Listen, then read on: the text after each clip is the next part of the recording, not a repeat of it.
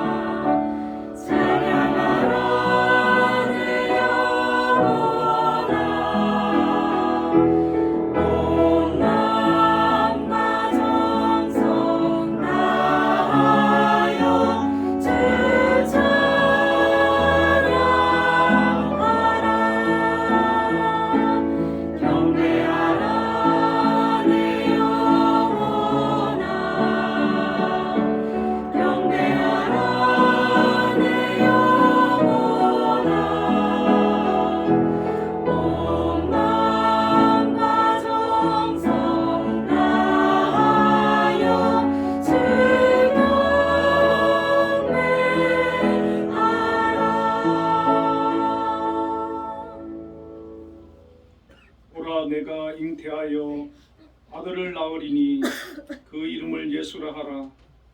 그가 큰 자가 되고 지극히 높으신 이의 아들이라 일컬어질 것이요 주 하나님께서 그 조상 다윗의 왕위를 그에게 주시리니 영원히 야곱의 집을 왕으로 다스리실 것이며 그 나라가 무궁하리라. 아멘. 은혜로우신 하나님 아버지 감사합니다. 오늘 2022년도 또 성탄 주일 예배를 하나님 앞에 나와 드립니다. 이곳에 함께하여 주시고 영광 받아 주옵소서. 예수님 이름으로 기도드리옵나이다. 아멘. 모두 일어나셔서 개회 찬송 주님 한 분만을 부르겠습니다.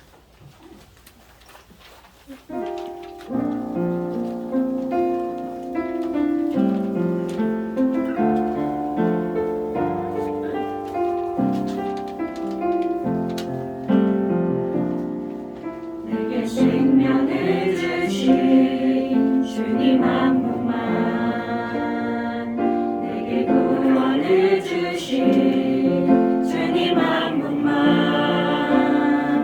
내게 하늘을 약속하신 주님을 사랑합니다. 내게 생명을 주님 한 분만, 내게 구원을 주신 주님 한 분만,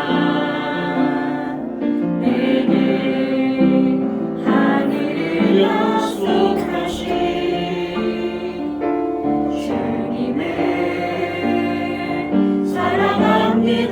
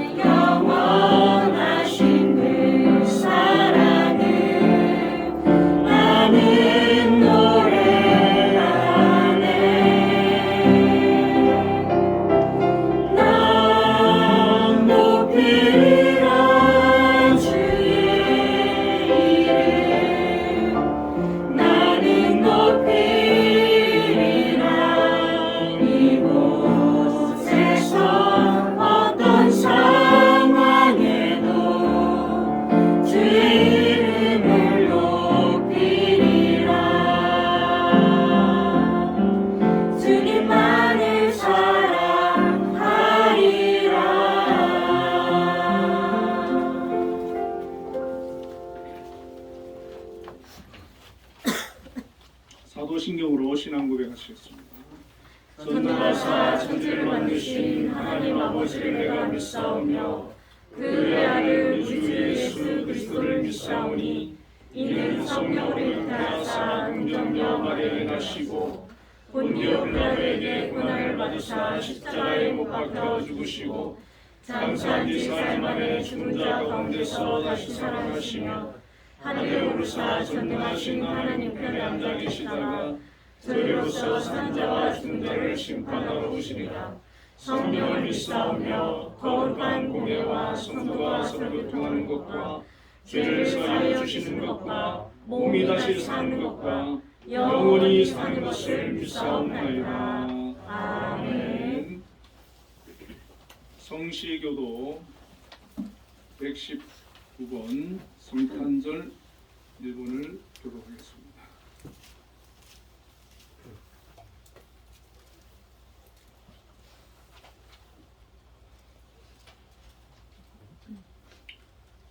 여호와의 영광이 나타나고 모든 육체가 그것을 함께 보리라. 이는 여호와의 입이 말씀하셨느니라.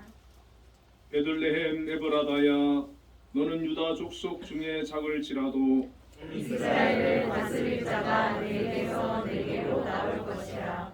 그의 근본은 상고에 영원히 있느니라. 이는 한 아기가 우리에게 낳고 한 아들을 우리에게 주신 바 되었는데 그의 어깨에는 정사를 메었고 그의 아기의 이름은 유묘자라 모사라 전능하신 하나님이라. 영존하시는 아버지라 평강의 왕이라 할 것임이라. 그 정사와 평강의 더함이 무궁하며 또 다윗의 왕자와 그의 나라에 군림하여 그 나라를 굳게 세우고 지금 이후로 영원히 정의와 공의로 그것을 보존하실 것이라. 천사가 이르되 무서워하지 말라. 보라 내가 온 백성에게 미칠 큰 기쁨의 좋은 소식을 너희에게 전하노라. 오늘 다윗의 동네에 너희를 위하여 그가 나셨으니 곧 그리스도 주시니라. 아멘. 자리에 앉으셔서 예배 찬송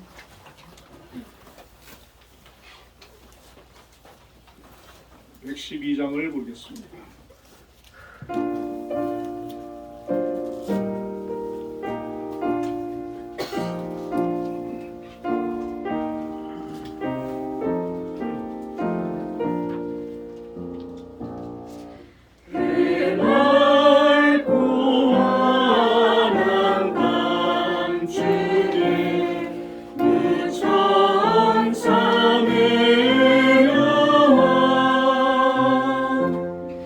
그리스도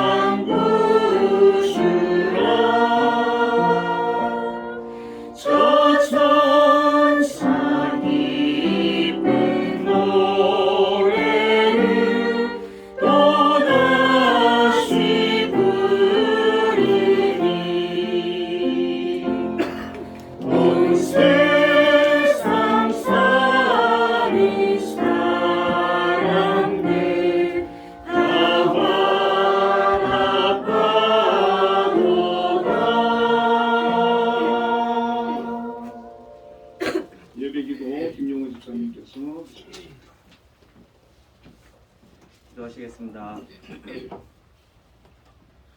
언제나 우리와 함께 하시기 위해 가장 낮고 천한 곳에 오신 아기 예수님을 송축하며 임마누엘의 하나님께 영광과 감사를 올려드립니다. 하나님의 계획과 섭리 가운데 시작했던 2022년 한 해를 돌아보며 저희가 그리고 한빛이 걸어온 모든 순간이 당연한 것 아니라 은혜였음을 이 시간 고백합니다. 연약하고 보잘것없는 저희를 하나님의 자녀로 택하여 주시고 믿지 아니하는 이들과 구별된 삶을 살라 하신 하나님, 저희의 믿음이 강건하지 못해 하나님의 뜻에 순종치 못하고 세상의 온갖 유혹과 시험 속에 죄인된 모습으로 살아왔음을 이 시간 고백합니다. 온 세상을 죄 가운데서 구원하시기 위해 오신 주님, 긍휼하심을 베푸사 저희의 모든 허물을 용서하여 주시옵소서. 다사다난했던 2022년 한 해, 세상은 참된 진리와 생명, 빛으로 오신 예수님을 온전히 보지 못한 채 끝나지 않는 전쟁과 전염병 그리고 경제적 어려움 속에 놓여 있습니다. 속히 이 세상 가운데 하나님의 참 평안을 허락하사 전쟁이 종식되게 하시고 전염병이 사라지며 모든 이들이 부활의 소망이신 주님을 구주로 고백하는 그날이 오게 하여 주시옵소서. 특별히 바라옵기는 이 나라 이 민족을 긍휼히 여기사 전쟁의 위협으로부터 지켜주시고 정치, 경제, 사회적으로 안정되게 하사 자유 대한민국으로 바로 서게 하시며 온 열방 가운데 하나님의 계획을 이뤄가는 귀한 도구로 쓰임받게 하여 주시옵소서. 아멘. 언제 어느 순간에서도 한빛동산을 버리지도 떠나지도 아니하시는 하나님, 하나님의 선하신 계획 속에 세우신 한빛동산을 굳건한 반석 위에 세워주시고 세상의 어떤 풍랑 속에서도 굳건히 흔들리지 않도록 붙들어 주신 하나님, 올 한해도 물붓듯 부어주신 아버지 하나님의 은혜에 겸손히 감사의 고백을 올려드립니다. 새로이 시작할 2023년 한 해도 한빛재단과 산하 모든 기관들이 나아가는 그 길에 시온의 대로를 예비하여 주셔서 하나님 보시기에 참으로 아름답고 귀한 열매들을 맺는 물된 동산이 되게 하여 주시옵소서. 특별히 한빛 예술단 위에 함께 하셔서 계획하고 운영하는 모든 것들에 어려움이 없게 하시고 많은 시각장애인들이 안정된 직업 생활을 영위하게 하시며 무엇보다 온 세상에 하나님을 드러내는 귀한 기관 되게 하여 주시옵소서. 재단과 각 기관을 이끄시는 장로님과 모든 기관장님들께도 변함없는 은혜와 사랑과 축복을 허락하여 주시고 영육 간의 강건함 또한 허락하여 주시옵소서. 참으로 작고 연약하지만 한빛교회를 사랑하시는 하나님, 2022년 한 해 코로나 시국 속에서도 하나님께 온전히 예배할 수 있도록 은혜 베풀어 주심에 감사드립니다. 한빛교회 모든 지체들을 사랑하시는 하나님께서 그 삶과 가정과 직장과 학업 가운데 함께 하셔서 기도하고 간구하는 모든 것들이 하늘에 상달되게 하사 응답받게 하여 주시고 새롭게 시작할 한 해에도 저희들의 심령을 다스려 주사 온전히 하나님을 경외하는 삶을 통해 누르고 흔들어 넘치는 축복이 한빛교회 모든 성도들 가운데 임하도록 은총 베풀어 주시옵소서. 오늘도 성탄의 기쁨을 전하시기 위해 말씀을 대언하실 공강훈 목사님을 능력의 팔로 붙들어 주시고 선포되는 말씀을 통해 저희의 마음과 생각이 변화되는 큰 은혜를 허락하여 주시옵소서. 특별히 기도하옵기는 김정화 목사님, 전도사님 그간 한빛교회를 섬겨왔습니다. 이제 또 다른 사명을 위해 하나님 준비하고 나아갈 때에 지금까지 동행하셨던 것처럼 앞으로 그 삶을 축복하여 주시고 하나님의 선하신 계획 가운데 귀한 도구로 쓰임받을 수 있도록 축복하여 주시옵소서. 아멘. 지금은 시작하는 시간이 오니 예배의 모든 순서마다 함께하여 주실 줄 믿으며 모든 말씀 언제나 한빛과 함께 하시는 예수 그리스도의 이름으로 기도드렸습니다. 아멘. 너의 필요한 만국 모두 아시는 하나님 들어주신다. 너의 기도를 늘 함께하여 주신다.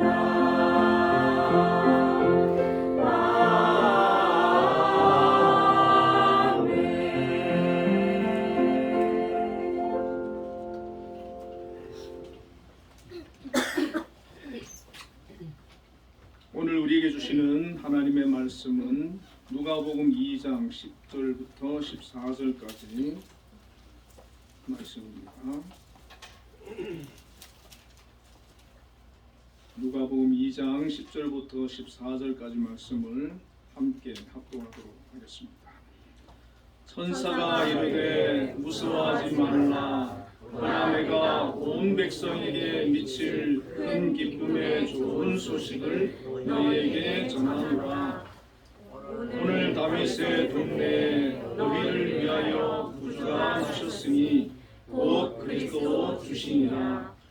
너희가 가서 강보에 사여 그 위에 뉘어 있는 아기를 보리니 이것이 너희에게 표적이니라 하더니 오련히 수많은 정군이 그 천사와 함께 하나님을 찬송하여 이르되 지극히 높은 곳에서는 하나님께 영광이요 땅에서는 하나님이 기뻐하신 사람들 중에 평화로다 하리라. 아멘. 한빛 찬양대에서 하나님께 찬양으로 영광 돌리겠습니다.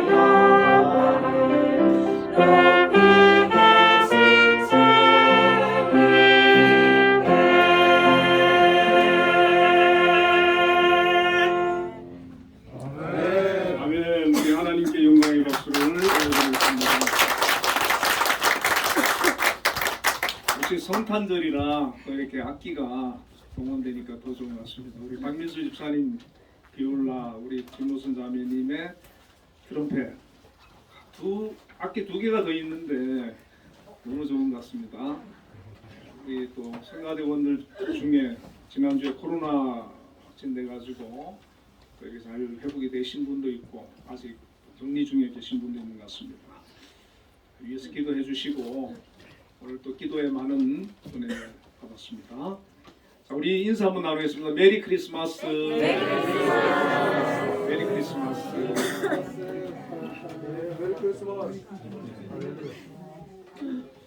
자, 오늘 본문의 말씀을 가지고 우리가 부를 영원한 찬송이라는 제목으로 함께 은혜를 나누겠습니다. 초대교회 성도님들은 예수님의 그 성탄에 대해서 별로 관심이 없었다고 합니다. 그래서 성탄보다는 예수님의 부활을 더 중요하게 여겼고 예수님의 그 사역 그런 것들에 더 의미를 두고 가치를 두었기 때문에 한동안 예수님의 그 탄생에 대해서 성탄절을 지키지를 않았다고 합니다. 그러다가 기원후 98년에 성탄절을 처음 지키게 되었고 기원후 137년에 로마의 주교 텔스포루스가 성탄절을 엄숙히 절기로 지키도록 명했다고 합니다. 지금은 전 세계 기독교가 부활절과 함께 이 성탄절을 가장 중요한 절기로 저희들이 지키고 있습니다. 우리 기독교뿐만 아니라 세계 수많은 믿지 않는 사람들까지도 이 성탄절이 되면 함께 메리 크리스마스 하면서 또 기뻐하고 즐거워하고 축하하는 모습을 보게 됩니다. 2022년 세계 선교 통계에 의하면 개신교와 천주교를 포함한 기독교인이 25억 5,987만 5천 명이라고 합니다. 오늘과 내일, 저 서구 쪽에는 이제 내일이 성탄절 아닙니까? 오늘과 내일 성탄절이 되면 이 25억의 인구들이 성탄절을 축하하기 위해서 축하 예배를 드리고 예수님의 탄생을 기뻐하고 또 감사하고 즐거워하게 됩니다. 이 성탄절은 세계 모든 인류에게 기쁨이 되는 날이고 축복이 되는 날입니다. 그렇기 때문에 정말 우리가 이 성탄절은 기뻐하고 감사하고 즐거워하고 또 축하해야 될 줄로 압니다. 그런데 예수님께서 탄생하실 때 예수님의 그 탄생을 안 사람이 몇 사람이 안 됩니다. 그리고 그 예수님의 탄생을 축하한 사람이 몇 사람이 안 됩니다. 인류를 구원하시기 위해서 이 땅에 메시아로 오신 하나님의 아들 예수님의 탄생이 너무나도 초라하게 몇 사람 알지 않는 가운데 그렇게 오셨습니다. 그러나 지금 이제 2000년을 지난 지금은 25억 명의 사람들이 이 성탄절이 되면 기뻐하고 축하하고 즐거워하는 것입니다.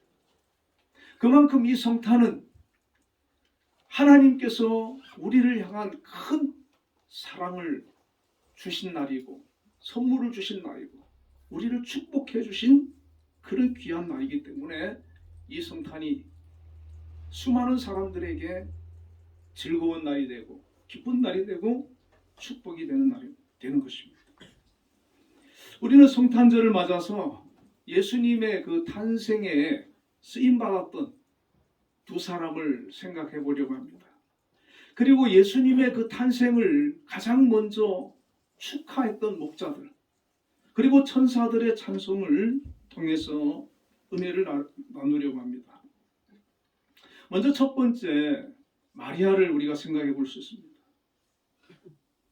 누가복음 1장의 나사렛 시골 처녀 마리아는 천사로부터 놀라운 소식을 듣게 됩니다. 내가 하나님의 은혜를 입어 성령으로 메시아를 잉태할 것이고 낳으면 이름을 예수라 하라.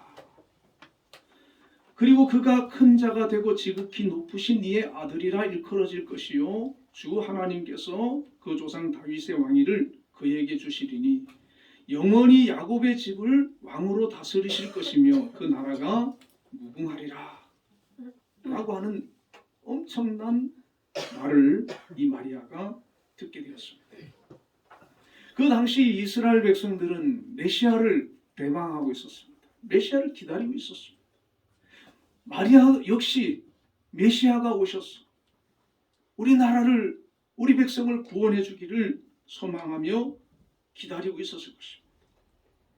그런데 천사가 나타나서 그 마리아에게 너를 통해서 메시아가 올 것이다. 하나님의 아들이 너를 통해서 올 것이다. 라고 하는 말씀을 전해주신 것입니다. 이 말을 들은 마리아는 처음에 두려워합니다. 부담스러워합니다. 왜 그렇습니까? 그만한 그릇이 아니라고 생각하기 때문에. 메시아가 이 땅에 오시긴 오셔야 되지만 나를 통해서 오시리라고는 전혀 생각하지 못하고 있었기 때문에 그녀는 두려워했습니다. 더구나 마리아는 요셉과 정혼한 사이지만 아직 처녀였고 그 처녀인 자기의 몸을 통해서 성령으로 아기가 잉태되어서 메시아가 자기 몸을 통해서 이 땅에 온다고 하니 얼마나 부담스러웠겠습니까? 그래서 마리아는 누가복음 2장 34절에 마리아가 천사에게 말하되 나는 남자를 알지 못하니 어찌 이 일이 있으리까? 라고 대답을 합니다. 그러나 마리아는 다시 순종의 말을 합니다. 누가복음 2장 38절에 마리아가 이르되 주의 여종이오니 말씀대로 내게 이루어지이다 하매 천사가 떠나가니라. 만약에 마리아가 믿음이 없어서 저는 감당하지 못하겠습니다. 저는 그 사명 감당하지 못하겠습니다. 다른 사람 시키십시오. 저는 못합니다. 라고 끝까지 거부하면 하나님의 계획이 문제가 생겼을 거예요. 그런데 마리아는 앞으로 자신에게 어떤 일이 닥친다 할지라도 자기를 통해서 하나님의 아들이 인류를 구원하기 위한 메시아가 온다고 하는 이 엄청난 메시지 앞에서 자기 한 몸을 헌신하고 희생하고 드리고 그것을 나의 사명으로 감당하기로 결심을 한 것입니다. 이것은 준비되지 않은 사람은 받아들일 수 없는 거예요. 마리아는 평소에 그만한 영적으로 준비되어 있었기 때문에 그의 신앙이 준비되어 있었기 때문에 택함을 받은 것이고 또 천사가 와서 그렇게 전해줄 때 부담은 느끼지만 두렵긴 하지만 아멘으로 순종하고 내게 주신 하나님의 뜻임을 깨닫고 순종한 것입니다. 두려움을 떨치고 순종하며 나아가는 것이 믿음입니다. 하나님의 일을 함에 있어서는 어떤 계산을 하거나 앞뒤를 재거나 따져보는 것이 아니라 하나님께 자신을 사용하시고자 하실 때 자신을 하나님의 도구로 내어드리는 것, 그것이 바로 믿음입니다. 이 마리아는 이 믿음이 있었어요. 그래서 하나님의 아들 메시아가 너를 통해서 온다라고 할 때 그 말씀대로 내게 이루어지이다. 순종하겠습니다. 그 일이 아무리 힘들고 어려운 일이라 할지라도 감당하겠습니다. 그 말씀 붙들고 살겠습니다. 내게 맡겨준 그 사명 충성을 다해 섬기겠습니다. 라고 믿음의 고백을 했던 것입니다. 하나님의 일은 이렇게 헌신하고 충성된 사람을 통해서 성취되어져 가고 있습니다. 마리아는 자신의 그 사명을 잘 알았습니다. 그래서 예수님을 성령으로 잉태하고 10달 동안 몸 안에 잉태하고 있을 때 얼마나 기도했겠습니까? 그리고 사가랴를 엘리사벳 찾아가서 하나님을 또 찬양하고 그러지 않습니까? 정말 메시아가 자기의 몸을 통해서 오셨다라고 하는 이 엄청난 사명감 앞에서, 그것이 어떻게 보면 대단한 그에게 영광이고 축복이 될 수도 있고 엄청난 부담이 되지만은 그것을 감당하기 위해서 10달 동안 경건하게 믿음으로 건강하게 아기 예수님을 탄생시켰던 것입니다. 뿐만 아니라 30세가 되어서 공생의 사역을 하시기 전까지 어머니로서 최선을 다해 예수님을 잘 양육하고 뒷바라지를 했습니다. 그리고 예수님께서 십자가에 못 박혀 죽으실 때 마리아의 마음은 찢어지도록 고통스러웠지만은 부활하신 예수님을 만나게 되고 승천하신 모습을 본 마리아는 33년 전에 천사가 자신에게 한 말을 떠올리게 되었을 것입니다. 그가 큰 자가 되고 지극히 높으신 이의 아들이라 일컬어질 것이요 주 하나님께서 그 조상 다윗의 왕위를 그에게 주시리니 영원히 야곱의 집을 왕으로 다스리실 것이며 그 나라가 무궁하리라. 천사의 그 말이 헛된 것이 아니었고 그 천사가 한 말이 하나님이 보내신 하나님의 말씀이었고 진실이었음을 다시 한번 이 마리아는 확인하게 되었을 것입니다. 그래서 마리아는 초대교회에서 교회를 섬기고 교인들을 돌보면서 복음을 전하면서 기도하면서 그가 하나님의 부름을 받는 그날까지 최선을 다해 초대교회의 영적인 어른으로서 그 사명을 감당을 했습니다. 아기 예수님을 잉태한 이후부터 그의 삶은 하나님 앞에 가는 그날까지 정말 믿음으로 살았고 충성된 여종이었고 헌신된 그런 믿음의 사람이었던 것입니다. 마리아가 사명을 다 마치고 천국에 갔을 때 가장 마리아를 환영하고 반갑게 맞아 주는 분이 누구였겠습니까? 바로 예수님 아니었겠습니까? 예수님께서 마리아를 환영하면서 33년 동안 이 땅에 계실 때 마리아의 그 보살핌과 양육과 돌봄을 받으면서 그 사랑을 먹으면서 자라났기 때문에 그 은혜와 그 사랑을 예수님께서 얼마나 고마워하고 또 기억했겠습니까? 마리아는 이 땅에서는 힘들고 고달픈 그런 삶을 살았다 할지라도 그가 희생했기 때문에 그가 섬겼기 때문에 그 사명을 저버리지 아니하고 끝까지 감당했기 때문에 지금 현재에도 25억 명의 인구들이 이 성탄절을 맞이하여 주 예수 나심을 기뻐하고 찬송하고 영광 돌리는 그 놀라운 일들을 이루게 된 것입니다. 저와 여러분도 이 마리아와 같이 하나님께서는 각자에게 주어진 사명이 있습니다.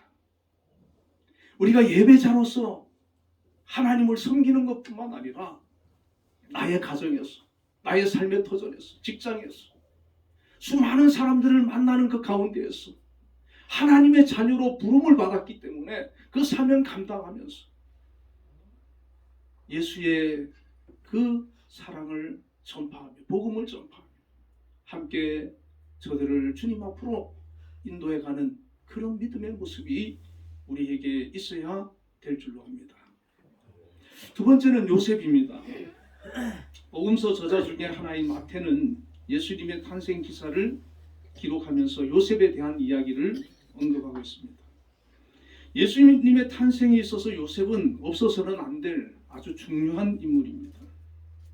요셉이 중요한 인물인 이유 중에 가장 큰 이유가 마태복음 1장 20절에 나오는데 이 일을 생각할 때 주의 사자가 현몽하여 이르되 다윗의 자손 요셉아 내 아내 마리아 데려오기를 무서워하지 말라 그에게 잉태된 자는 성령으로 된 것이라. 이 말씀에 다윗의 자손 요셉아라고 천사가 말을 합니다. 이 요셉은 다윗의 자손이었습니다. 메시아는 다윗의 자손으로 오게 성경에 예언되어 있는데 마태복음 22장 42절에 너희는 그리스도에 대하여 어떻게 생각하느냐? 네 자손이냐? 대답하되 다윗의 자손이니이다. 자, 다윗의 자손이라고 해서 다 믿음이 좋은 거 아니죠. 그런데 이 요셉은 마리아와 함께 정혼한 사람이지만은 다윗의 자손이면서도 자기를 통해서 메시아가, 그 계보를 통해서 메시아가 와야 되는데 그 사명을 감당할 만한 그런 믿음을 가지고 있었다는 것입니다. 그래서 마태복음 1장 1절에 아브라함과 다윗의 자손 예수 그리스도의 계보라라고 시작을 하게 되는데 바로 예수님께서 다윗의 자손으로 그 가문에 탄생을 하셔야 되는데 바로 요셉이 그 일에 선택을 받았고 쓰임을 받게 된 것입니다. 그리고 천사가 요셉에게 준 메시지는 마리아는 성령으로 잉태된 것이고 아들을 낳아 이름을 예수라 하라. 이는 그가 자기 백성을 그들의 죄에서 구원할 자이심이라 라고 하는 것이었습니다. 여러분 생각해 보십시오. 요셉이 정혼한 여인이 마리아인데 마리아가 자기와 아직 잠자리도 하기 전인데 어느 날 아기를 뵌 거예요. 그 소식을 들었어요. 얼마나 힘들었겠습니까? 얼마나 감당하기 어려웠겠습니까? 그런데 천사가 꿈에 요셉에게 나타나서 그 아들은 어떤 다른 남자를 통해서 잉태된 것이 아니고 성령으로 된 것이다. 그리고 아들을 낳으면 이름을 예수라 하라. 그가 자기 백성을 그들의 죄에서 구원할 것이다. 이것은 바로 메시아가 마리아를 통해서 탄생한다라고 하는 말씀이었습니다. 이 요셉도 다윗의 자손으로 경건하고 의로운 사람이고 믿음의 사람이었기 때문에 당연히 메시아를 기다리고 있었어요. 그런데 그 메시아가 자기 가정에 자기와 정혼한 마리아의 몸을 빌어가지고 탄생한다는 거예요. 이 또한 믿음이 없으면 받아들이기 어려울지 않겠습니까? 그리고 그렇게 마리아와 혼인해서 메시아를 탄생하게 된다면은 자기는 평생 마리아의 그런 남편으로서 일반적인 그런 가정 생활을 해나가기 어렵지 않겠습니까? 메시아이신 예수 그리스도를 지극 정성으로 사실은 섬겨야 되는 그런 위치가 되는 거예요. 희생해야 되는 거예요. 마리아도 희생해야 되지만 요셉도 희생해야 되는 겁니다. 그런데 요셉은 그 말을 들었을 때 의심하거나 두려워하거나 그것에 대해서 거부하지 아니하고 천사의 말을 듣고 바로 마리아를 데려와가지고 예수님 탄생하기까지 동침하지 않고 잘 보살피면서 그리고 예수님께서 탄생하시고 나니까 그 다음부터는 최선을 다해서 뒷바라지하고 양육을 했던 것입니다. 바로 이렇게 마리아의 그런 희생, 요셉의 희생, 자기들에게 주어진 사명이 그것이 얼마나 위대한 일이고 큰 일인지 그것을 깨닫고 그 사명을 감당하고자 하는 그 마음, 그 믿음이 이 두 사람에게 있었다는 것입니다. 오늘 우리도 하나님께서 우리에게 주신 그 사명, 저와 여러분이 잘 깨닫고 감당할 수 있기를 주의 이름으로 축원을 드립니다. 아멘. 우리 예수 믿는 사람들이 하나님께서 가장 기뻐하는 것, 그게 바로 예배입니다. 우리가 예배가 무너지면 다른 거는 다 하나님 앞에 하나님과의 관계가 소용이 없어요. 예배가 회복돼야 되고 예배를 통해서 우리가 하나님을 잘 섬겨 나가고 그 이후에 우리의 삶 속에서 하나님께서 주시는 여러 가지 사명을 우리가 잘 감당해서 하나님 앞에 귀하게 쓰임받는 그런 일꾼들이 될 수가 있는 것입니다. 이렇게 하나님께서는 세상적으로는 평범했지만 다윗의 자손이고 믿음의 사람으로 메시아를 기다리면서 어떤 사명을 주어도 그것을 아멘으로 순종할 수 있는 이 요셉과 마리아를 통해서 하나님의 아들 예수님이 이 땅에 오신 것입니다. 자, 세 번째는 목자들입니다. 이 두 사람처럼 천사로부터 예수님의 탄생의 소식을 전해 듣고 아기 예수님의 탄생을 기뻐하며 축하한 사람들이 있는데 바로 본문의 목자들입니다. 이 목자들과 천사들에 대한 기록은 누가복음 2장 8절부터 21절까지 있는데 목자들이 밤에 밖에서 자기 양떼를 지키고 있었습니다. 갑자기 주의 사자가 곁에 서고 주의 영광이 그들을 두루 비추면서 목자들이 두려워하는데 천사들은 그 두려워 떠는 목자들에게 메시아의 탄생의 소식을 전해줍니다. 10절부터 14절까지 천사가 이르되 무서워하지 말라. 보라 내가 온 백성에게 미칠 큰 기쁨의 좋은 소식을 너희에게 전하노라. 오늘 다윗의 동네에 너희를 위하여 구주가 나셨으니 곧 그리스도 주시니라. 너희가 거기 강고에 쌓여 그 위에 뉘어있는 아기를 보리니 이것이 너희에게 표적이니라 하더니 보리니 수많은 천군이 그 천사와 함께 하나님을 찬송하여 이르되 지극히 높은 곳에서는 하나님께 영광이요 땅에서는 하나님이 기뻐하신 사람들 중에 평화로다 라는 말을 목사에게 들려주었습니다. 자, 이 목자들도 이스라엘 사람들은 다 메시아를 기다리는 거거든요. 이 목자들 또한 메시아를 기다렸습니다. 그런데 그 메시아가 이 땅에 오셨다는 거예요. 그리고 그분이 어떤 분이라고 하는 것을 들려주었어요. 그리고 그분에게 가서 경배하라는 천사의 메시지를 들었습니다. 자, 천사들이 목자들에게 들려준 소식은 세 가지로 우리가 생각해 볼 수 있는데 첫 번째가 큰 기쁨의 좋은 소식이다라는 겁니다. 10절에 천사가 이르되 무서워하지 말라. 보라 내가 온 백성에게 미칠 큰 기쁨의 좋은 소식을 너희에게 전하노라. 자, 예수님의 탄생은요 온 백성에게 미칠 큰 기쁨의 좋은 소식이라는 것입니다. 이 세상에 많은 사람들이 태어나고 살다가 죽지 않습니까?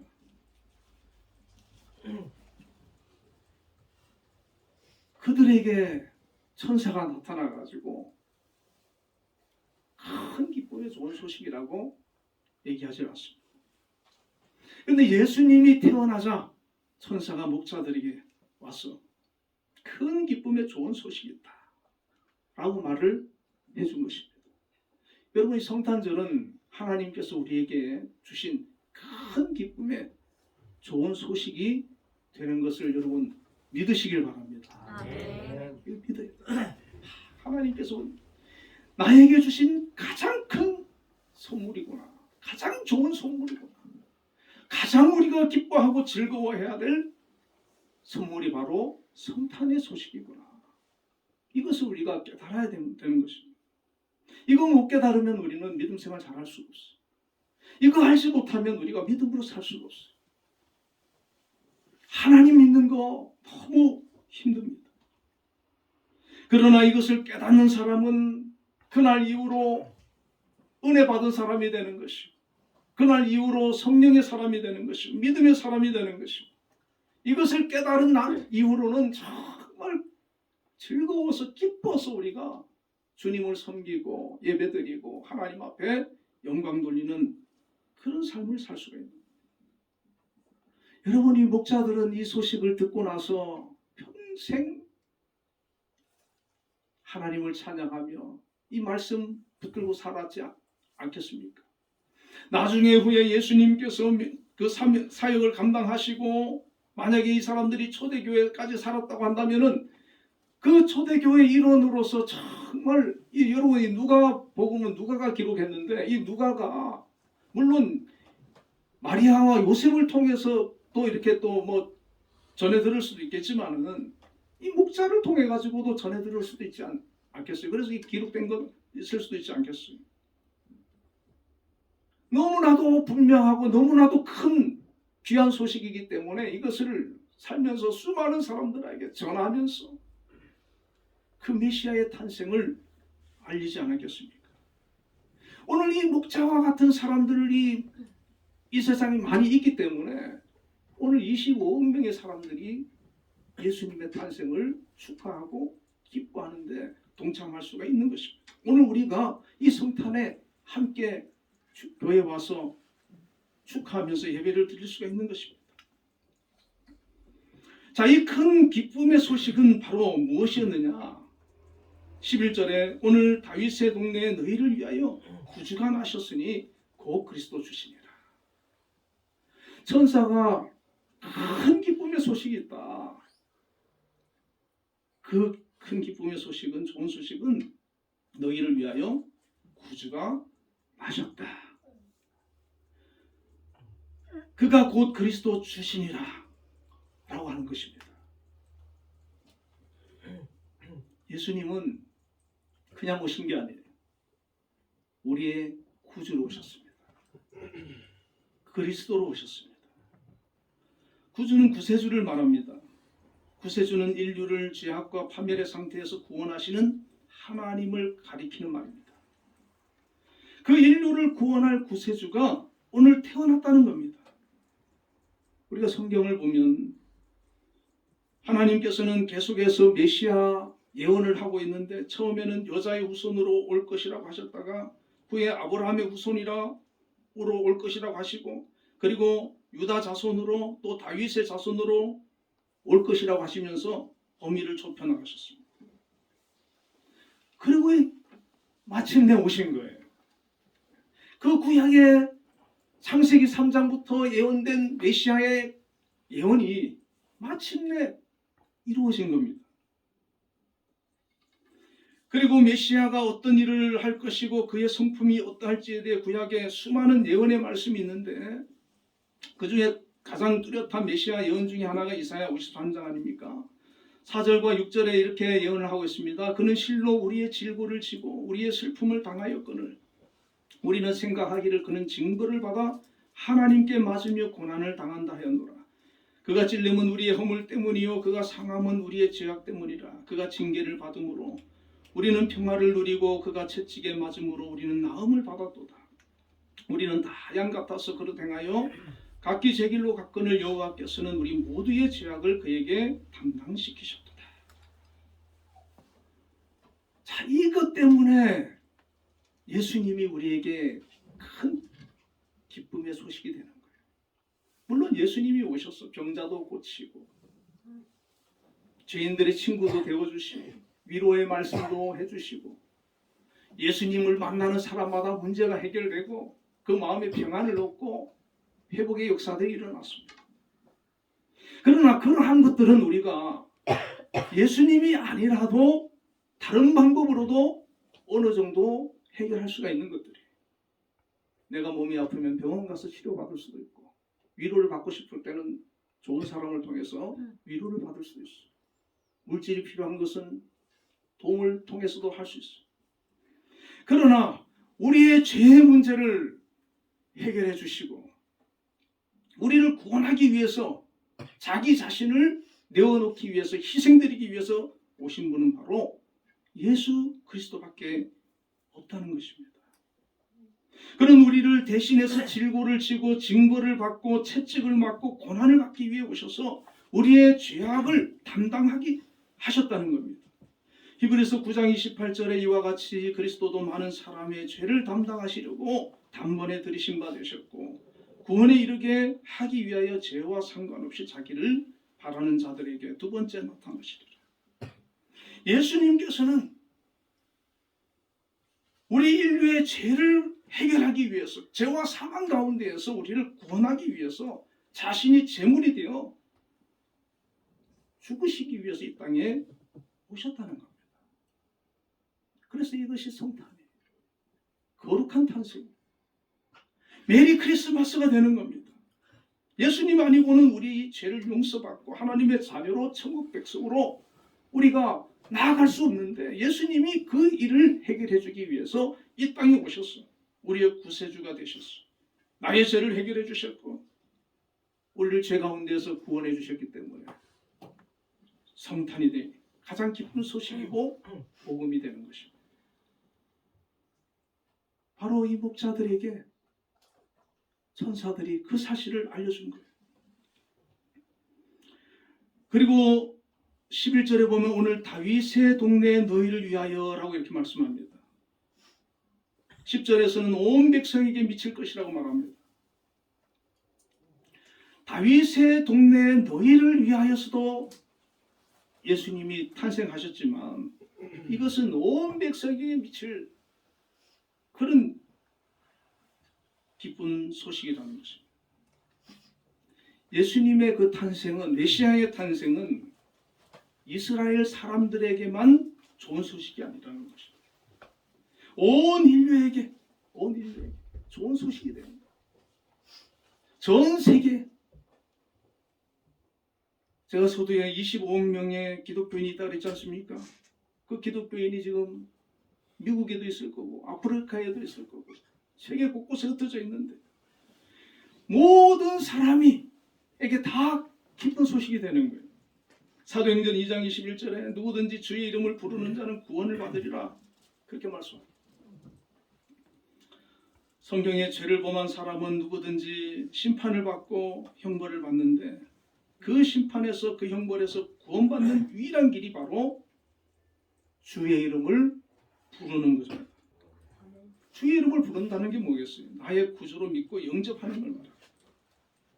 그래서 우리가 예수 안에 나와서 예수의 이름을 부르고 예수님을 믿고 예수님을 영접하는 사람은 하나님께서 죄를 용서해 주시고 하나님의 자녀로 삼아주시고 구원을 베풀어 주시는데 바로 예수님께서 그 일을 이루시기 위해서 이 땅에 오신 것입니다. 우리 예수 믿는 사람도 인간이기 때문에 연약하여 넘어질 때가 있죠. 시험에 빠질 때도 있죠. 믿음에서 잠시 떠날 때도 있죠. 그러나 하나님께서 택하신 자들은 하나님께서 끝까지 함께 하시고 책임지신다고 하는 사실을 여러분 깨달으시길 바랍니다. 그리고 천사가 목자들이 이렇게 말해요. 12절에 너희가 가서 강보에 쌓여 구유에 뉘어 있는 아기를 보리니 이것이 너희에게 표적이니라. 근데 하나님의 아들이신 메시아이신 그분이 예루살렘 그 성의 왕의 아들로 대신의 아들로 제사장의 아들로 태어나지를 않으시고 가난한 목자의 아들로 태어나셨어요. 방을 구하지 못해서 마구간에서 태어나셨어요. 강보에 쌓여 구유에 뉘어 있다는 겁니다. 이게 말이 되겠습니까? 근데 예수님께서는 그렇게 오셨어요. 예수님은 이 땅에서 영광받으러 오신 게 아니에요. 자신을 희생하시기 위해 오신 거예요. 자신을 우리를 위해 내어주시기 위해 오신 거예요. 인자는 머리 둘 곳이 없다고 하셨고 그리고 마지막에는 십자가에서 살과 피를 찢기시고 흘리시고 그렇게 처참하게 우리를 위해서 죽으셨어요. 그래야 우리가 사니까. 당신이 제물이 되어야 우리가 사니까. 가장 낮은 곳에 가장 보잘것없는 곳에 그렇게 오셨다. 박보영 목사님이라고 그 의사를 하시다가 이제 목회를 하시는 분이 계시거든요. 그분이 이제 아시는 분이 전도사님이 기도를 많이 하시는데 기도하다가 갑자기 한 번씩 천국에 간다는 거예요. 입신해가지고. 그래서 이제 천국 갔다 온 얘기를 들려주고 하니까 전도사님 가서 대한민국에서 제일 예수님께서 인정하는 그런 목사님이 누군지 한번 물어봐 달라고. 그래가지고 물어보고 와서 대답을 해주는데요. 자기는 뭐 무슨 뭐 큰 교회 목사님이나 뭐 유명한 목사님을 얘기할 줄 알았다는 거예요. 그런데 남해에 가면 조그만 섬이 있는데 노인 5명 데리고 평생을 목회하는 목사 부부가 있다는 거예요. 그분을 예수님께서 제일 귀하다고 그렇게 하셨다는 거예요. 여러분 위로가 되지 않습니까? 뭐 큰 교회 뭐 성공한 그런 분들 예수님이 최고다 이러면 우리는 너무 그냥 기가 죽을 것 같은데 사람 그 상관없이 정말 예수님께서 그렇게 오신 거예요. 그렇게 오신 거예요. 왕자로 온 게 아니고 가장 낮은 곳. 13절에 보면 호련히 수많은 천군이 그 천사들과 함께 하나님을 찬송하여 이르되 이 천군이 수많은 천군이 천사들과 함께 내려와가지고 하나님을 찬송합니다. 성경에 보면요 천사의 그 숫자가 엄청나다고 이렇게 얘기하거든요.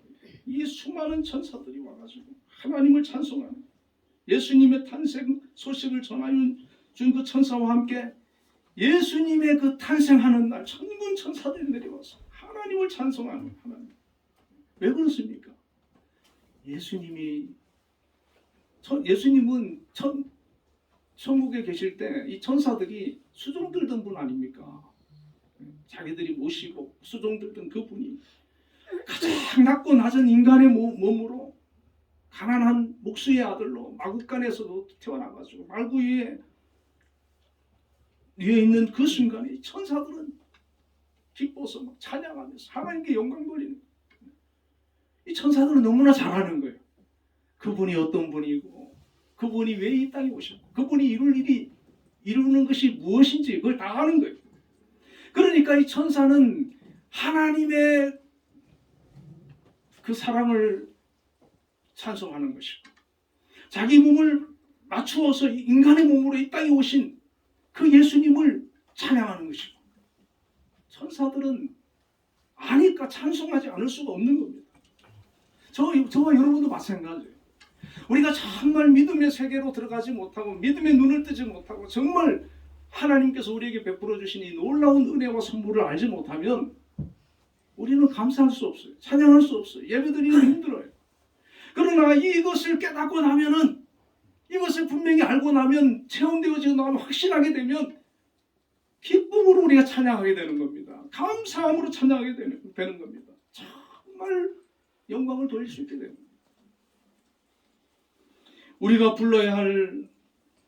우리가 영원히 불러야 할 찬송 오늘 제목 아닙니까? 예수 그리스도의 탄생은 우리가 영원히 불러야 할 찬송인 줄 믿으시길 바랍니다. 이 땅에서도 불러야 되지만 우리가 천국에서 하늘나라에서 또한 불러야 됩니다. 우리가 천국 갔을 때는 너무나 감격하지 않겠습니까? 이 믿음을 가지고 이 천사들처럼 정말 주님을 찬양하는 찬송하는 저와 여러분이 되시고 또 우리에게 어떤 사명을 맡겨주신다면 이 마리아와 요셉처럼 우리가 순종함으로 끝까지 사명을 감당하고 그리고 이 목자들처럼 정말 하나님 앞에서 경건하게 살아서 하나님께서 보여주시는 이 놀라운 비밀을 우리가 영의 눈을 열어서 깨닫고 볼 수 있는 그런 믿음의 사람들이 다 되시기를 주의 이름으로 축원을 드립니다. 하나님 아버지 크신 은혜와 사랑을 감사합니다. 우리 예수님께서 우리를 구원하기 위해서 친히 육신의 몸을 입고 이 땅에 오셨습니다. 너무나도 귀한 이 성탄절 저희들이 정말 기쁨으로 감사함으로 맞이하게 하여 주시고 영원히 부를 찬송이 되게 하여 주시옵소서. 그리하여서 정말 우리뿐만 아니라 이 사실을 아직 알지 못하고 있는 사람들에게 전할 수 있게 하여 주시고 함께 주님을 찬양하면서 우리에게 주신 사명 감당하다가 우리가 모두가 천국에 가서 영원히 하나님을 찬양하고 예수 그리스도를 찬양할 수 있는 귀한 은혜를 허락하여 주옵소서. 예수님 이름으로 기도드리옵나이다.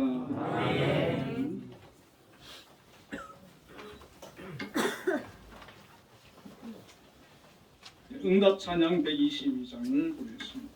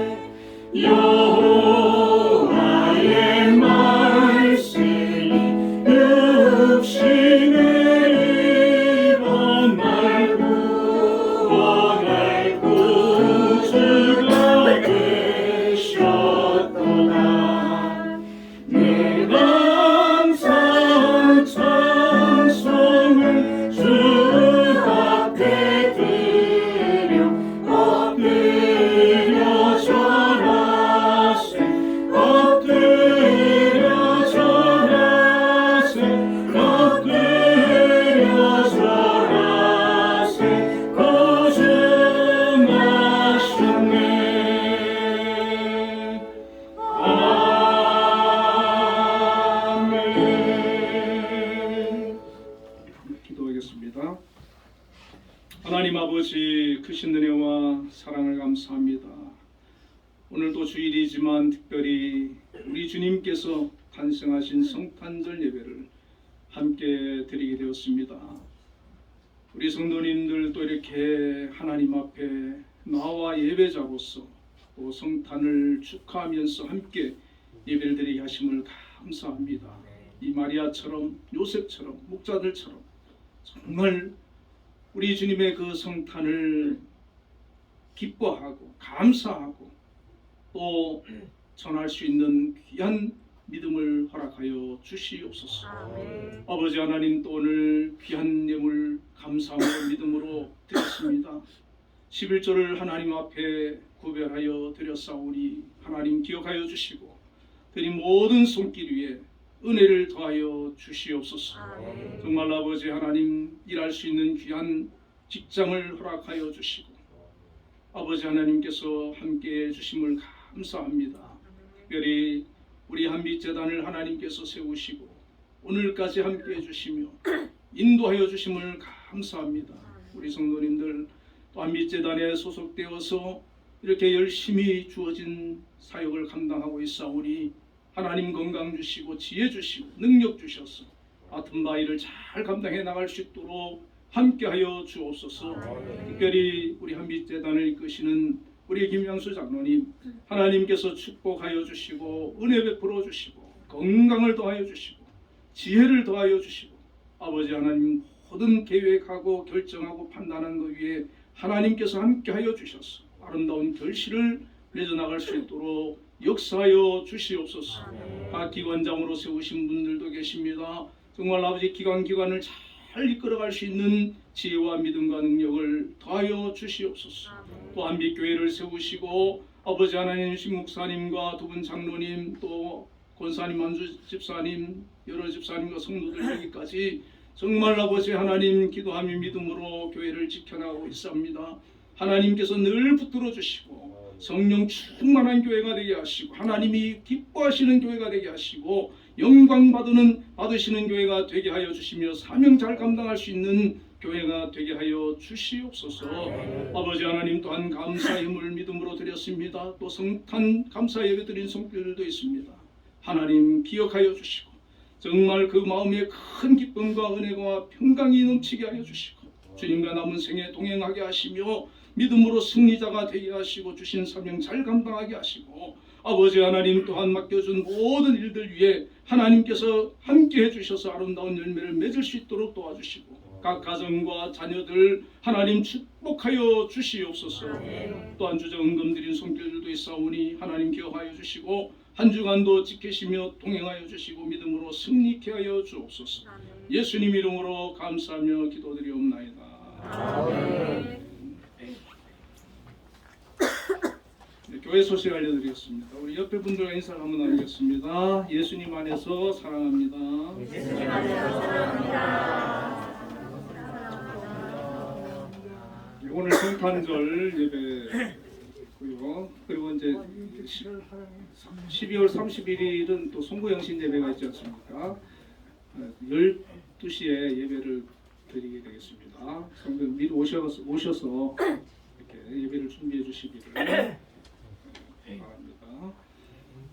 네, 그리고 지난 4년 동안 2019년도에 우리 교회 부임하셔가지고 사역을 하셨던 우리 김정아 전도사님께서 집하고 또 너무 멋이고 여러 가지 이유로 이렇게 사임을 하시게 되었어요. 너무 아쉬운데 우리 전사님 잠깐 나오셔서 한 말씀.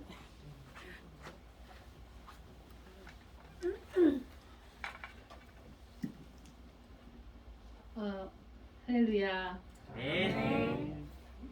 제가 2019년 1월 6일 날 부임을 했습니다. 근데 제가 이 날짜를 기억을 못했는데 우리 보욱 형제님이 김정아 전도사님은 2019년 1월 6일 날 오셨다고 그렇게 항상 얘기를 하셨어요. 그래가지고 기억을 하고 있습니다.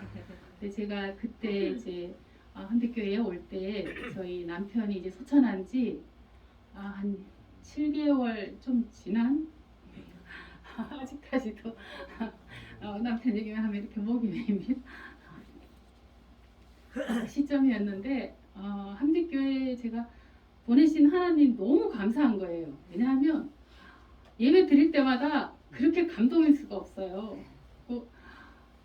찬양대도 그렇고 또 성도님들 기도하시는 모습만 봐도 저는 너무 막 은혜가 되고, 또 특별히 이렇게 점심 또 준비하시느라고 애쓰시는 우리 권사님들 매주 당번이시잖아요. 그래서 그런 이렇게 헌신하시는 모습들 그래서 너무 귀하고 감사하고, 그래서 하나님께서 정말 제가 우리 성도님들에게 도움이 된다기보다 오히려 제가 오히려 은혜를 받고 또 위로를 받았던 한빛교회였고요. 근데 제가 이제 여러 가지 사정이 있지만 무엇보다도 제가 열정이 사라진 것 같아요. 그래서 이런 상황에서 주님의 일을 계속하는 거는 하나님께 좀 너무 죄송하고, 또 감히 저 같은 사람이 수요 예배 또 설교하는 게 너무 부담스럽고, 그래서 아무튼 제가 길게 얘기를 했지만 한마디로 정리를 하면 그동안 너무 감사하고요. 또 감사드리고, 그 다음에 제가 한빛교회를 정말 잊지 않고 늘 저의 기도 속에 한빛교회가 항상 있을 거라고 약속을 드릴게요. 예, 그동안 감사했습니다.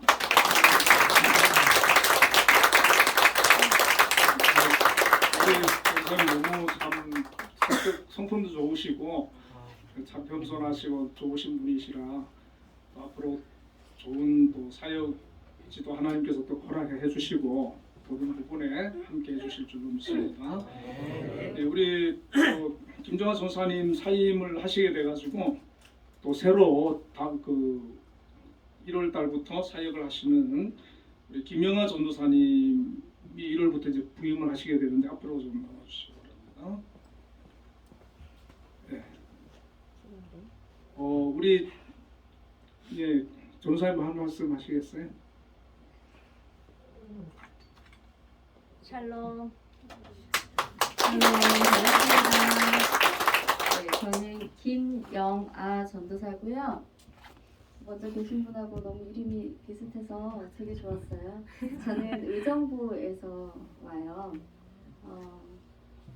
그리고 이제 계속 주일학교 사역을 했기 때문에 사실 저를 여러분들이 많이 도와주셔야 돼요. 네, 어떻게 보면 아직 제가 접해보지 않았던 분들이시고, 또 제가 많이 이렇게 대화 나눠보지 않으셨던 분들이어서 제가 실수를 하거나 또 여러분 어떻게 또 대해야 되는지 모르고 방황할 때 이렇게 해주시면 돼요. 이렇게 조언을 많이 해주시면, 옆에서 해주시면 참 많은 도움이 될 것 같습니다. 제가 잘 여기 교회에 오면서 저의 기도가 있었는데, 여기 교회 처음 면접 올 때 기도가 하나님 오래오래 다녔으면 좋겠어요 라고 기도를 했어요. 여러분들께서 제가 좀 오래 여기서 많이 은혜 받을 수 있도록 잘 도와주시기를 바랍니다. 감사합니다. 좋은 전사님들이 또 가시니까 하나님께서 또 좋은 전사님을 또 보내주시는 것 같은데 너무 감사드리고요. 우리 김영아 전사님은 제가 이제 이력서를 보다 보니까 제가 92년도에 창동의 동산교회라고 고신조단인데 거기 3년 동안 제가 전도사를 한 적이 있거든요. 교육 전도사를. 그때 겹치더라고요, 그 교회. 근데 누군지는 모르겠어요. 그렇게 크지는 않은데 너무 그래서 같은 교회에 또 있어서 가지고 너무 반가웠고요. 앞으로 잘 하시리라 그렇게 생각이 듭니다. 네, 우리 모두 장로님 특별히 반가워 없으시면 일어나셔서 635장을 드리겠습니다.